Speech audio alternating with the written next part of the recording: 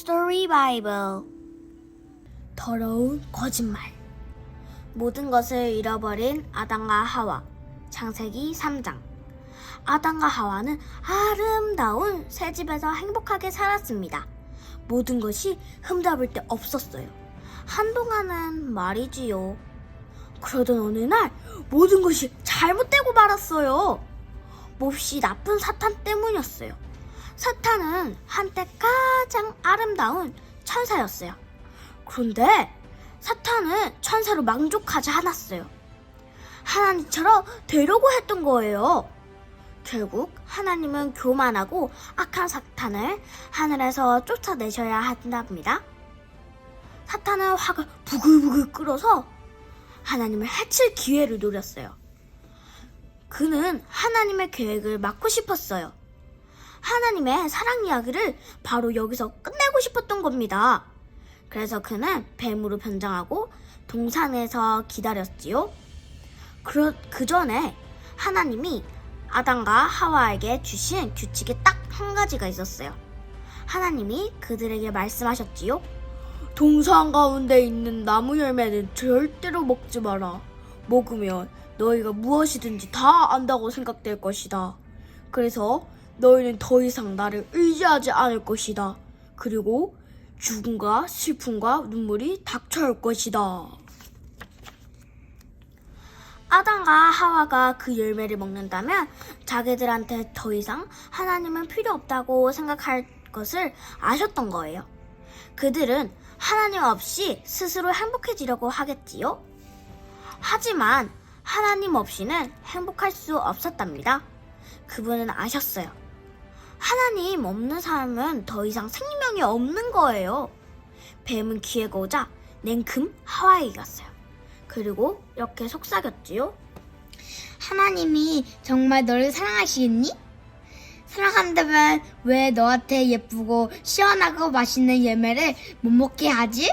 너도 참 불쌍하구나. 하나님은 내게 행복해지기를 원하지 않는지로 몰라. 뱀의 말은 나쁜 독처럼 하와의 귀 속에 쏙 들어가 마음속 깊이 자리 잡았어요. 하나님이 나를 정말 사랑하실까? 하와는 의심이 생겼어요. 그러다 문득 나만 믿어. 뱀이 소곤거렸어요. 너한테 하나님은 필요 없어. 조금만 맛만 보면 돼. 한 번만 그러면 너는 상상도 못하게 행복해질 거야.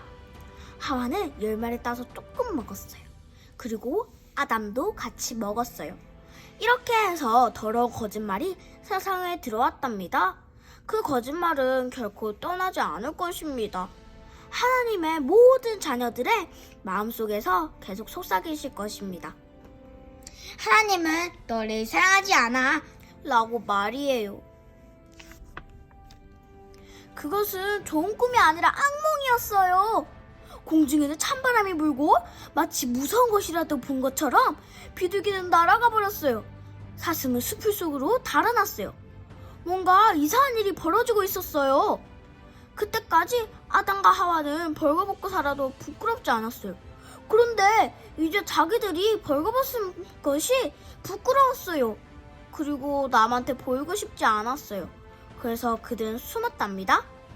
그날 저녁에 하나님이 거니시다가 그들을 부르셨어요. 얘들아, 평소에 하나님의 목소리가 들리면 기뻐하며 그분께 달려갔던 아담과 하와가 이제는 그분을 피해 그늘 속에 숨었습니다. 너희가 어디 있느냐? 하나님이 부르셨어요. 아담이 말했어요. 하나님이 무서워서 숨었습니다. 하나님이 그들에게 물으셨어요. 내가 먹지 말라고 한 그 열매를 먹었느냐? 아담이 대답했어요. 하와가 시켜서 그랬어요. 하나님이 하와에게 물으셨어요. 네가 무슨 일을 했느냐? 하와는 뱀이 시켜서 그랬어요. 라고 말했어요. 하나님은 말할 수 없이 마음이 아팠어요. 아담과 하와는 그저 규칙 하나만 얻은 것이 아니라 하나님의 마음을 찢어 놓았던 것입니다. 그들은 하나님의 아름다운 관계를 끊어 놓았어요. 이제 다른 것들도 다 망가지리라는 것은 하나님은 아셨습니다. 하나님이 지으신 자연은 이제부터 망가질 거예요. 이제부터 모든 것이 죽게 될 거예요. 원래는 다 영원히 살게 되어 있는데 말입니다.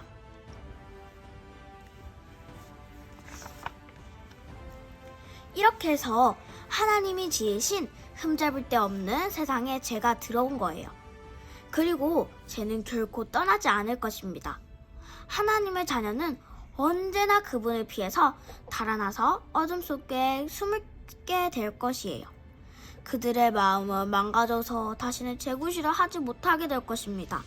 하지만 하나님은 그분의 자녀를 그런 고통 속에서 영원히 살게 하실 수 없었어요. 그들을 보호할 길은 하나뿐이었어요. 이제 너희는 동산을 떠나야 한다. 하나님의 눈에는 눈물이 그렁그렁 맺혀 있었어요. 이제 동산은 너희 집이 아니다. 너희가 있을 곳이 아니다. 하나님은 아담과 하와가 동산을 떠나기 전에 옷을 지어주셨어요. 하나님은 정성스레 옷을 입히시고 나서 아담과 하와를 떠나보내셨어요. 동산 밖으로, 집 밖으로 보내신 거예요. 다른 이야기 같았으면 여기서 이렇게 썼겠지요. 끝.